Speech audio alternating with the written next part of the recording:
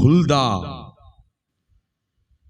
Huldah అనేటువంటి ఒక ప్రవక్తని, ఒక స్త్రీ బిడ్డలారా, ఆమె జీవితంలో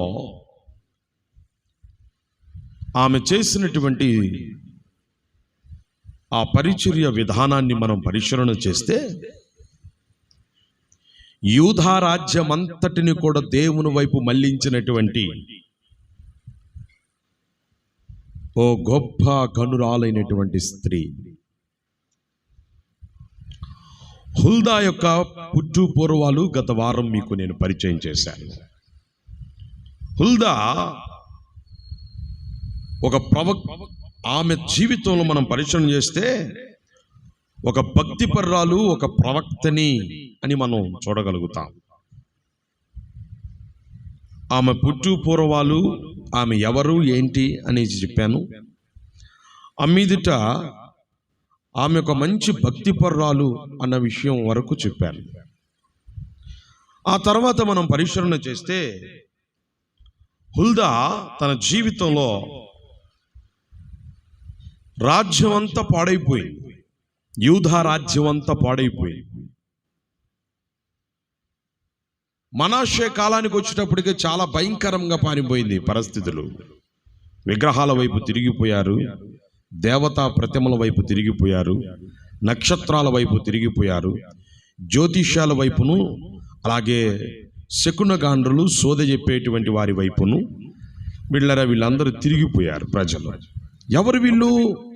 దేవుని చేత ఏర్పరచబడిన వారు. ఎవరు వీరు? దేవుని ప్రజలు, దేవుని పేరు పెట్టబడిన దేవుని ప్రజలు.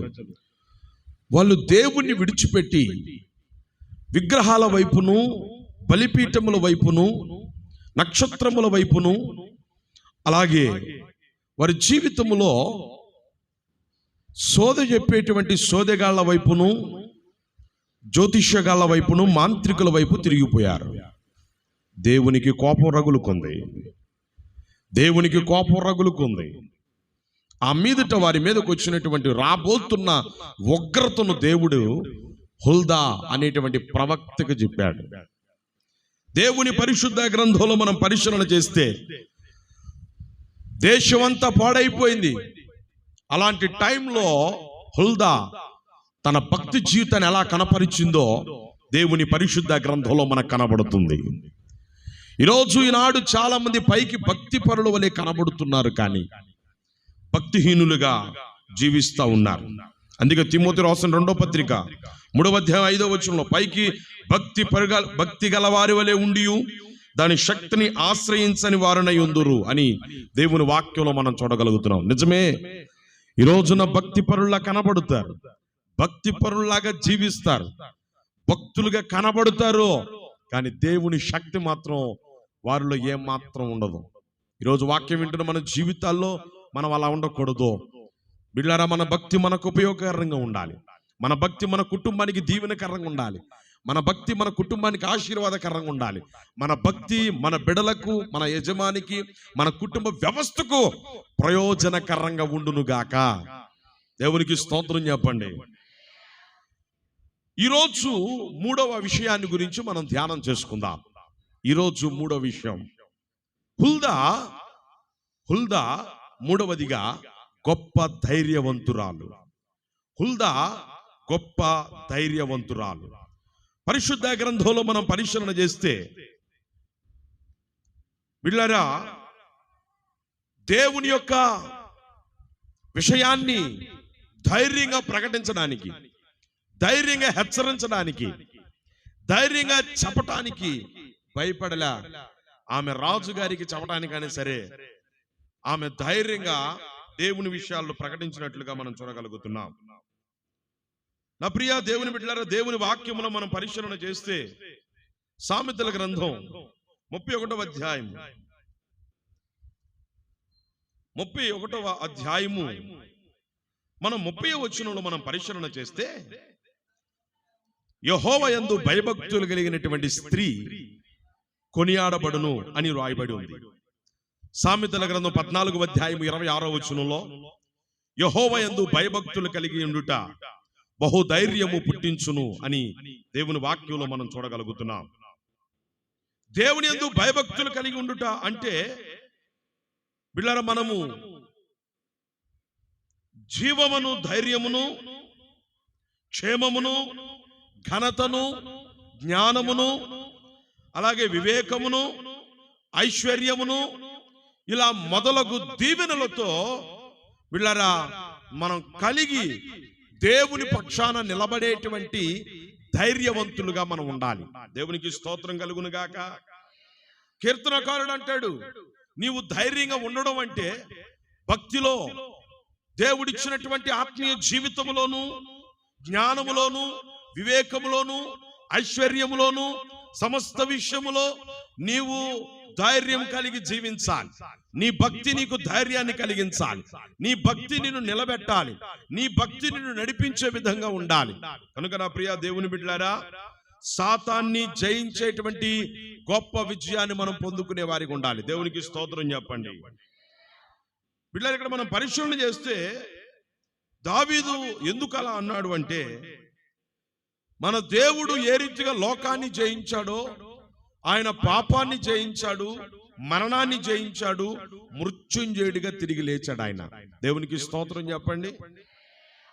సో ఆ శాతాన్ని, ఆ మరణాన్ని, ఆ సృష్టిలో ఉన్నటువంటి యావత్తును కూడా ఆయన జయించి విజయ వీరుడిగా ఎలా ఉన్నాడో, ఈరోజు మనందరి జీవితాల్లో కూడా ఆ విజయాన్ని పొందుకోవాలంటే మనలో ఏం కలిగి ఉండాలంటే గొప్ప ధైర్యం కలిగి ఉండాలి. దేవునికి స్తోత్రం చెప్పండి. యాజకుడైనటువంటి యెషయా రాజ్య పరిపాలన చేస్తున్నాడు. యెషయా రాజ్య పరిపాలన చేస్తున్నటువంటి టైంలో బిళ్ళరా హిల్కియా, ఆహీకాము రాజుల 2వ గ్రంథం 22వ అధ్యాయము 15 నుంచి 18 వచనాలు. యాజకుడైన హిల్కియాను, ఆహీకామును, అక్బోరును, షాఫాను, ఆశాయినగు ప్రవక్తయకు హుల్దా వద్దకు వచ్చినప్పుడు, హుల్దా దేవుని మాటలు చెప్పటంలో వెనుకంజ వేయలా. దేవుని మాటలు ధైర్యంగా వారికి తెలియచేయడానికి ఆమె వెనుకంజ వేయలా. హుల్దా వారితో ఇట్లా అంటుంది. వారందరూ వచ్చారు, వచ్చి నిలబడ్డారు.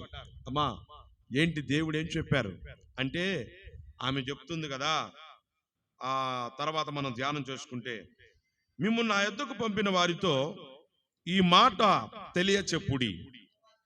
యెహోవా సెలవిచ్చినదేమనగా, రాయబడి ఉన్న కీడంతటిని విడిచిపెట్టకుండా రప్పింతును. చాలు చాలు చాలు. కీడంతటిని ఏది కూడా బిళ్ళారా హుల్దా చెప్తా ఉంది, ఏదియు విడిచిపెట్టకుండా కీడంతటిని రప్పించదనని యెహోవా సెలవిచ్చుచున్నాడని యూదా రాజుతోనూ పెద్దలతో చెప్పండి అని చెప్పి ఆ మనుషులకు తెలియచేయండి అని చెప్పి పంపించింది. బహుధైర్యముగా రాజుకు కలగబోయే కీడు, రాజ్యానికి కలగబోయే కీడును ఆమె స్పష్టంగా ప్రవచించి మాట్లాడి చెప్పింది. భయపడలేదు. రాజుగారు తననేం చేస్తాడో అని చెప్పి భయపడలే.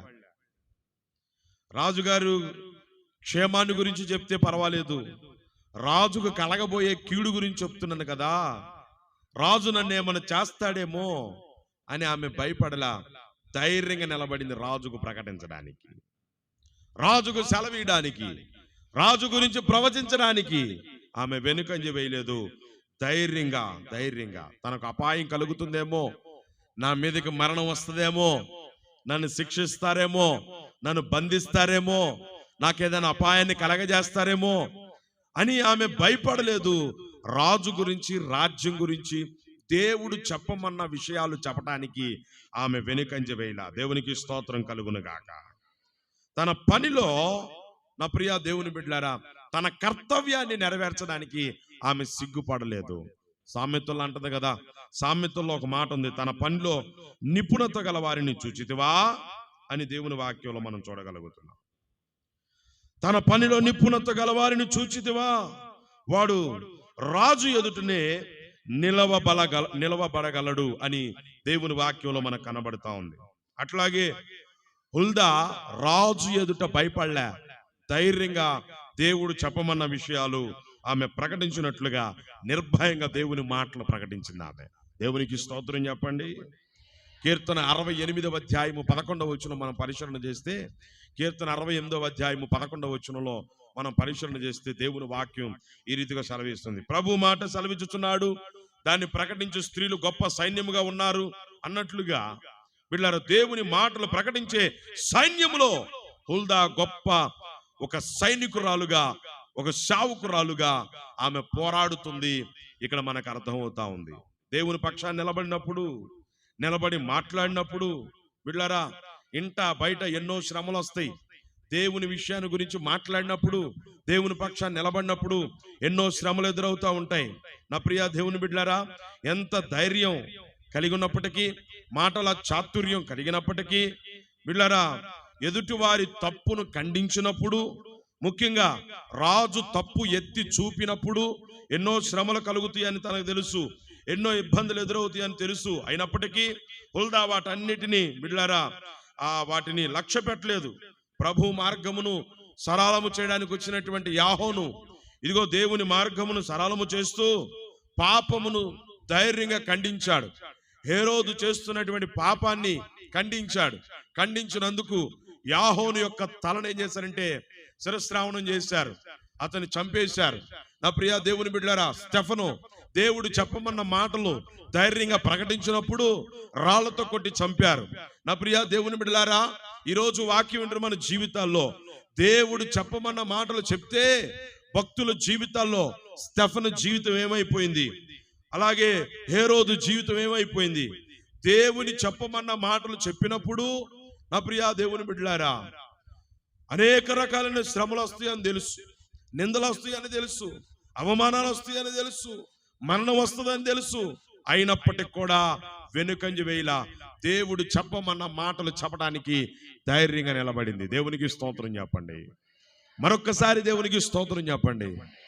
ఈరోజు దేవుని వాక్యం వింటున్న మన జీవితాల్లో ఆమె యూదా రాజ్యానికి, రాజుకు కలగబోయే కీడును ప్రకటించడంలో వెనుకంజ వేయలేదు.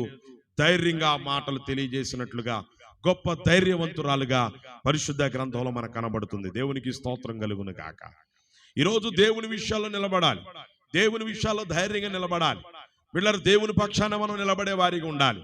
దేవుని పక్షాన్ని నిలబడుతూ, దేవుని వైపు చూస్తూ, దేవుని విషయాల్లో మనం సిగ్గుపడనక్కర్లేని గొప్ప విశ్వాస జీవితాన్ని కొనసాగించే వారిగా ప్రభు మనందరిని బలపరుచును గాక. ఇక 4వ విషయానికి వస్తే, రాజును, రాజ పరివారాన్ని, యూదా ప్రజలందరినీ కూడా దేవుని వైపు మళ్లించినటువంటి స్త్రీ హుల్దా. దేవునికి స్తోత్రం చెప్పండి.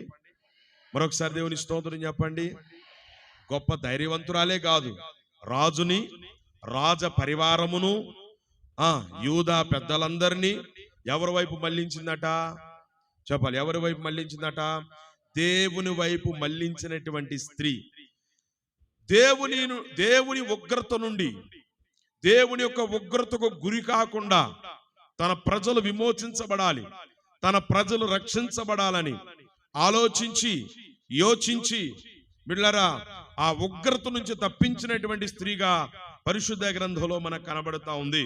చూద్దామా, 2వ రాజుల గ్రంథం 22వ అధ్యాయము 19వ వచనం మనం పరిశీలన చేస్తే, యూదా ప్రజలు దేవుని వైపు మరలి దేవుని దయకు పాత్రులవడానికై ఏం చేయాలో అనేటువంటి విషయాన్ని కూడా హుల్దా దేవుని మాటలుగా, దేవుని పక్షంగా నిలబడి వారికి తెలియచేసింది. చదువుకుందామా, 2వ రాజుల గ్రంథం 22వ అధ్యాయము 19వ వచనములో, ఇశ్రాయేలుల దేవుడని యెహోవా సెలవిచ్చినదేమనగా, ఈ స్థలము పాడగుననియు దాని కాపరస్తులు దోషణ పాలదురగనియు నేను చెప్పిన మాటలను నీవు ఆలకించి మెత్తని మనస్సు కలిగి యెహోవా సన్నిధిని దీనత్వము ధరించి నీ బట్టలు చింపుకొని నా సన్నిధిని కన్నీళ్లు రాల్చితివి గనుక నీవు చేయ మనవిని నేను అంగీకరించి ఉన్నాను.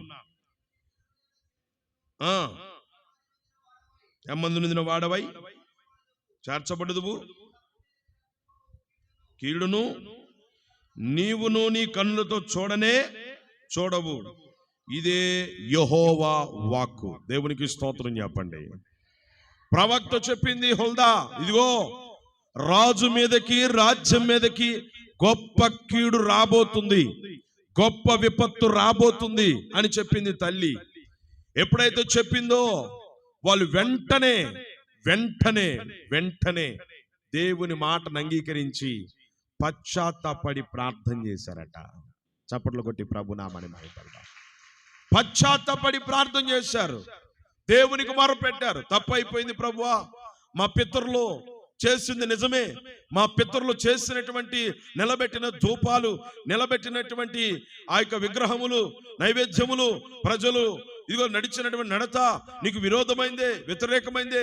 మేము పాపం చేశాం, మేము తప్పు చేశాం, నక్షత్రాల వైపు చూసాం, జ్యోతిష్యాల వైపు చూసాం, జాతకాల వైపు చూసాం, సోదిగాండ్ర వైపు చూసాం, తప్పు అయిపోయిందయ్యా క్షమించమని వాళ్ళు వేడుకున్నారట. ఉపవసించి ప్రార్థన చేశారు. మేము నీకు విరోధంగా పాపం చేశాం, మీకు విరోధంగా నడుచుకున్నాం, మమ్మల్ని క్షమించండి. వాళ్ళు ప్రార్థన చేశారు, దేవునికి మొరపెట్టారు. మొరపెడితే బిడ్డలారా, దేవుడు కరుణించి వారి మీదకి రావాల్సిన ఉగ్రతను దేవుడు ఏం చేశాడంట, తప్పించినట్లుగా మనం చూడగలుగుతున్నాం. ఆ సలహా ఇచ్చింది కూడా ఎవరు? ఆ సలహా ఇచ్చింది కూడా హుల్దానే.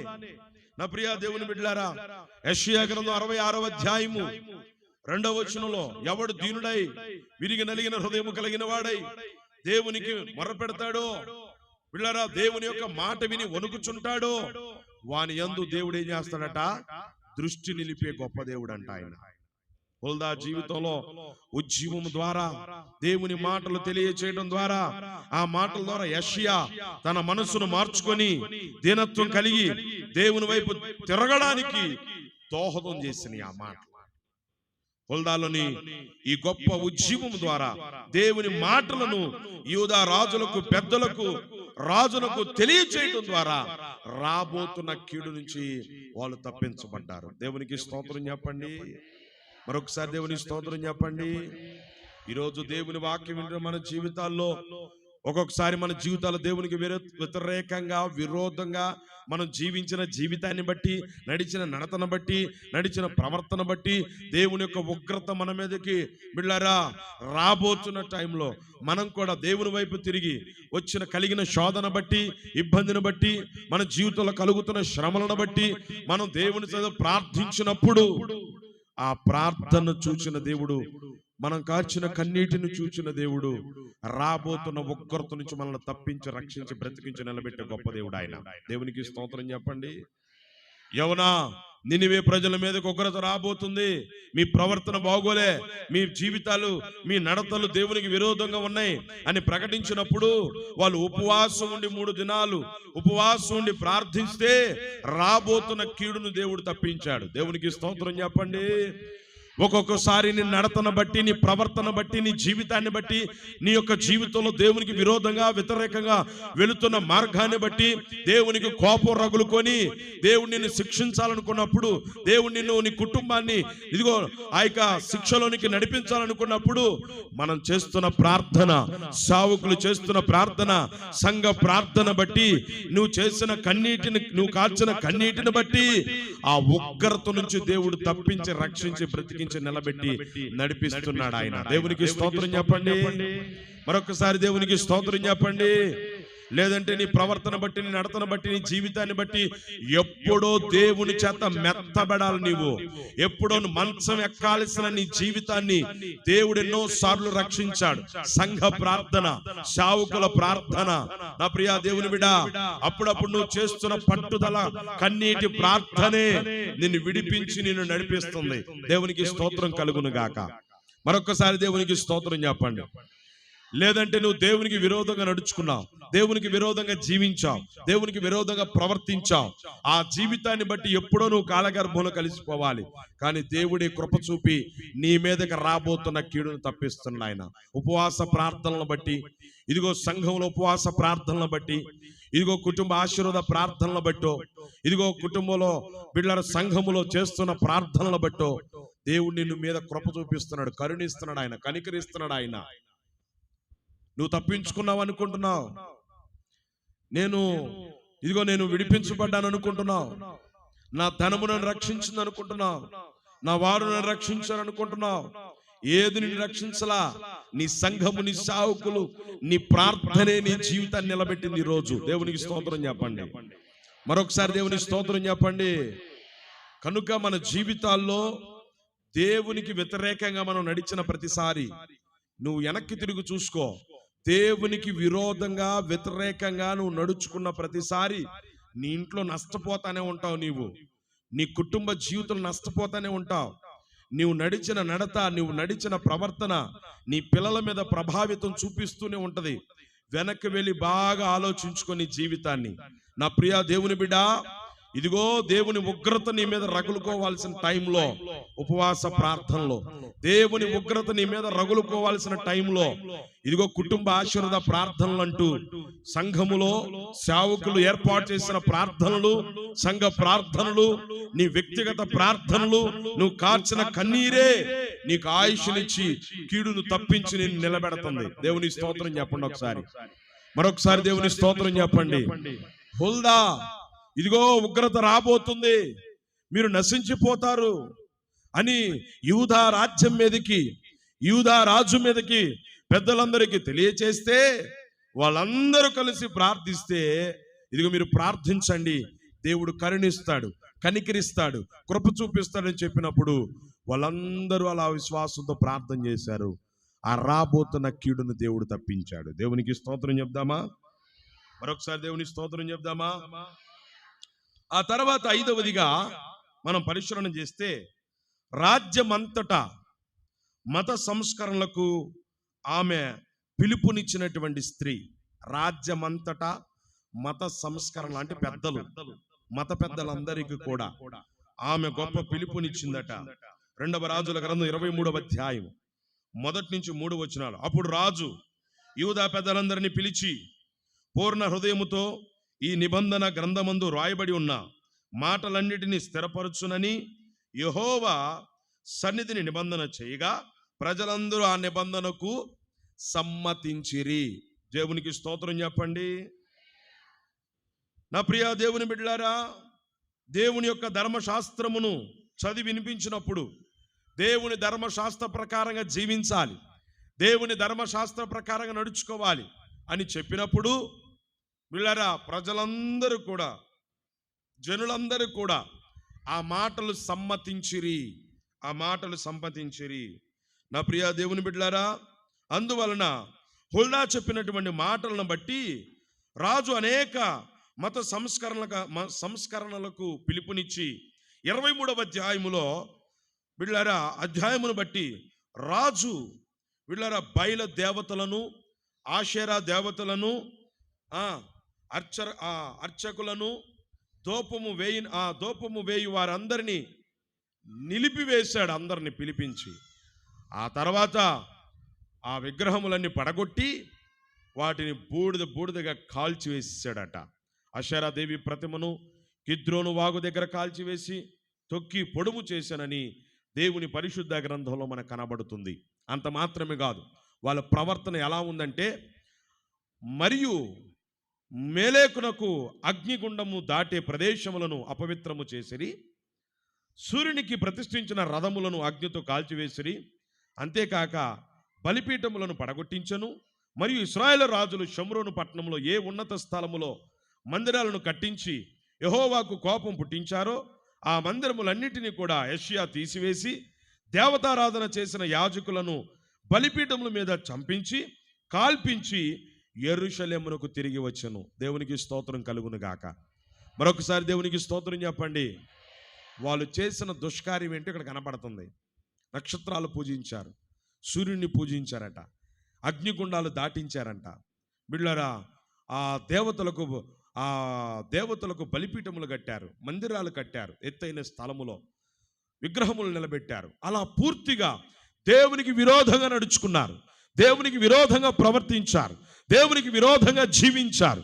అలాంటి జీవితంలో జీవించిన వారి జీవితాలు దేవునికి కోపం పుట్టించగా, నా ప్రియ దేవుని బిడ్డలారా, హుల్దా చెప్పినటువంటి మాటలను బట్టి లోబడి వాటన్నిటిని కూడా పడగొట్టి కాల్చివేశాడంట యెషయా. దేవునికి స్తోత్రం చెప్పండి. మరొక్కసారి దేవుని స్తోత్రం చెప్పండి.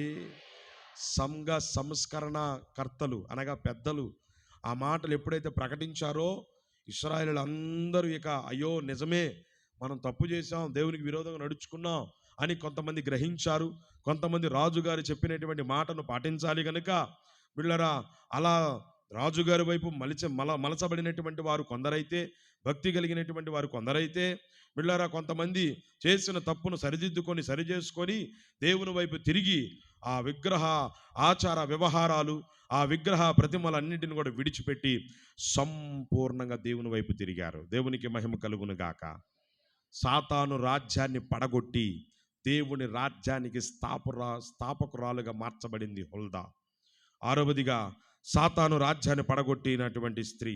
రాజుల 2వ గ్రంథం 23వ అధ్యాయము 21, 24 వచనాలు మనం పరిశీలన చేస్తే, అంతటి నిబంధన గ్రంథమందు రాసిన విధముగా జనులందరికీ ఆజ్ఞాపించి పస్కా పండును ఎన్నడూ జరగనంత గొప్పగా ఆచరించను. గ్రంథమందు రాసి ఉన్న ధర్మశాస్త్ర విధులను స్థిరపరచుటకై ప్రయత్నము చేసి రాజు పరివారము ప్రజలందరూ కూడా ధర్మశాస్త్ర విధులను ఆచరించి ఉన్నారు. దేవునికి స్తోత్రం చెప్పండి.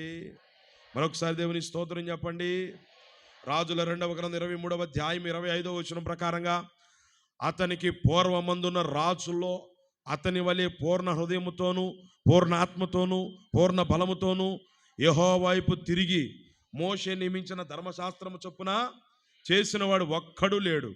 ఆ తర్వాత అయినను అతని వంటి వాడు ఒక్కడును లేడు. చూసారా, హుల్దా తనలోని ఉజ్జీవము ద్వారా సాతాను రాజ్యాన్ని పడగొట్టి దేవుని రాజ్యాన్ని స్థాపించి బిడ్డలారా నెలకొల్పినటువంటి గనురాలుగా ప్రసిద్ధి చెందింది. చప్పట్లు కొట్టి ప్రభునామని మహింపరుద్దాం. ఈరోజు వాక్యం వింటున్న మన జీవితాల్లో హుల్దా ఆమె ఇచ్చిన ప్రోత్సాహం, ఆమె చెప్పిన మాటలను బట్టి సాతాను రాజ్యం పడగొట్టబడి దేవుని రాజ్యాన్ని స్థాపించే విధంగా మార్చింది.